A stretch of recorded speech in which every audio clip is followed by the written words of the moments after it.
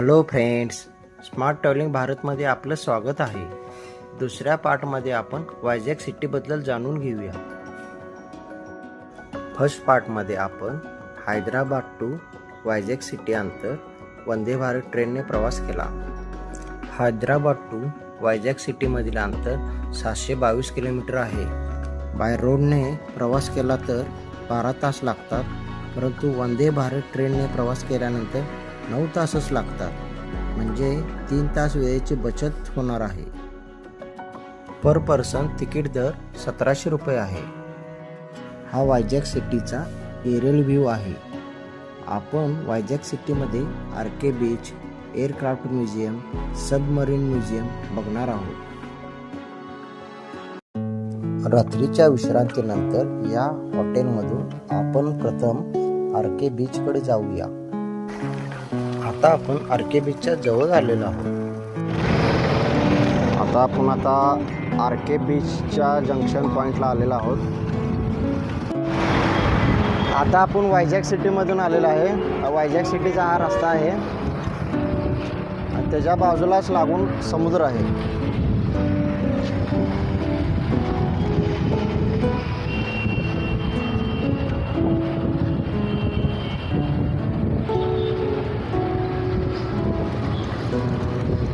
Partner Sheetal सुद्धा बीचचा आनंद लुटताना. आणि हा दिसतो तो बीच, अथांगाचा समुद्र सगळ्यात मोठा. हॅलो फ्रेंड्स, आता आपण वायझॅगच्या बीचवर आलेलो आहोत. ही आहे रेती आणि पुढं आहे अथांग असा समुद्र.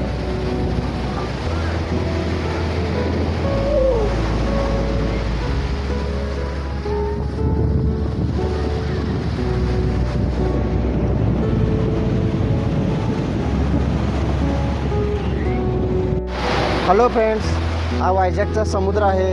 आपण आता आरके बीचवर आहोत.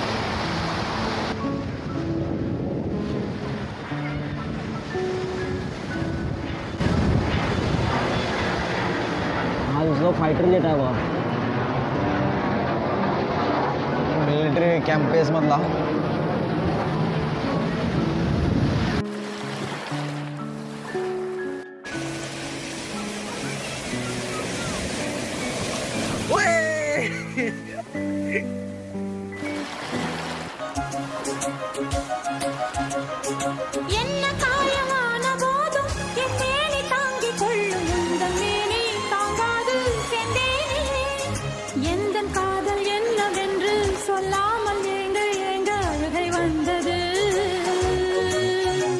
विशाखापट्टणमला वायझॅग या नावाने सुद्धा ओळखले जाते.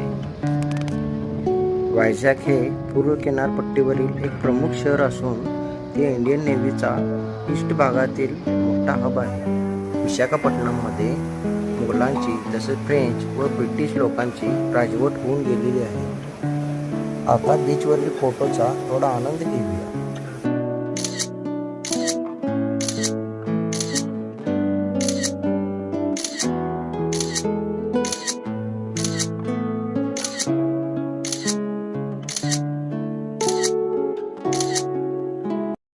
आता आपण आरके बीचला बाय बाय करून एअरक्राफ्ट म्युझियमकडे जाऊया.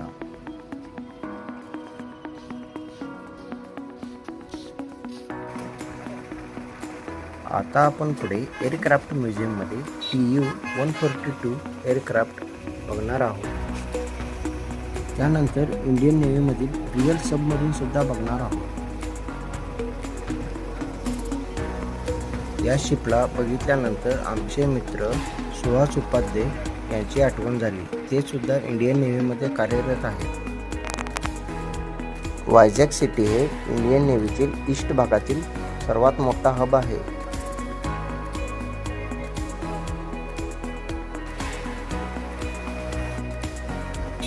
भारतातील स्वच्छ आणि सुंदर शहरापैकी वायझॅग ही सिटी आहे. येथील रस्ते, परिसर, बीच एकदम स्वच्छ आहे.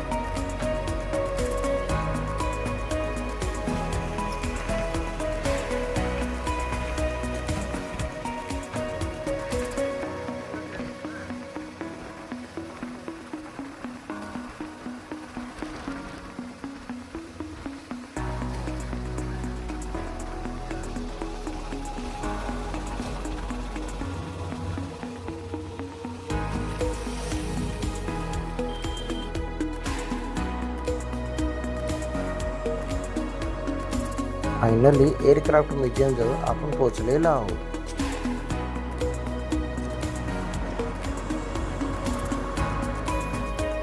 हा एअरक्राफ्ट म्युझियमचा बाहेरील भाग आहे. चला तर आपण आज आता तिकिटाची चौकशी करूया. तिकीट काउंटरजवळ गेल्यानंतर आमच्या लक्षात आले की म्युझियमचे टाईम दुपारचे 2 ते रात्री 8:30 पर्यंत आहे. आम्ही सकाळी 10 वाजताच तिकीट काउंटरजवळ पोचलो होतो, म्हणजे सुमारे 4 तास अगोदरच लवकर पोचलो होतो. परंतु आमची रिटर्न बस दुपारी 2 वाजता असल्यामुळे आम्हाला आत जाता आले नाही. TU-142 या एअरक्राफ्टने जवळजवळ 30 वर्षे सेवा दिल्यानंतर या म्युझियममध्ये त्याला ठेवण्यात आले.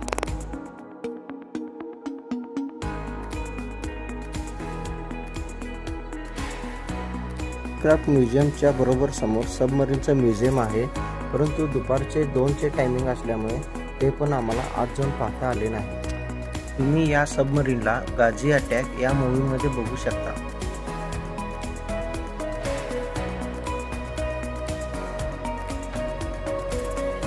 या सबमरीनची लांबी जवळजवळ 90 मीटर लांब आहे. कोणत्याही सबमरीनला म्युझियममध्ये कन्वर्ट करणारं एशियामधील भारत ही पहिलीच कंट्री आहे व जगामध्ये दुसरा. येथे एक माशाचे म्युझियम सुद्धा आहे. येथे समुद्रामध्ये तुम्हाला फार मोठी मोठी जहाजे बघायला मिळतील.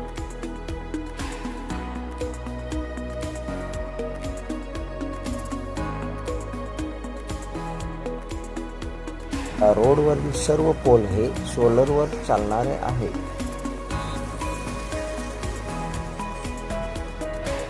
वायझॅक सिटीमध्ये आजचा प्रवास इथे संपला आहे.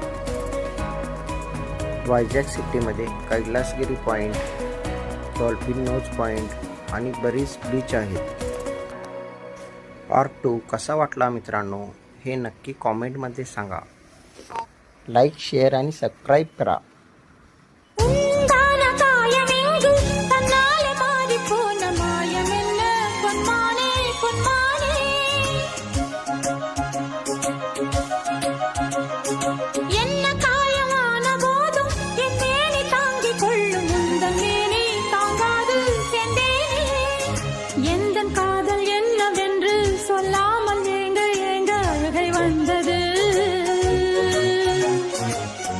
சோகம் உன்னை தாக்கும் என்றெண்ணும் போது வந்த அழுகை நின்றது.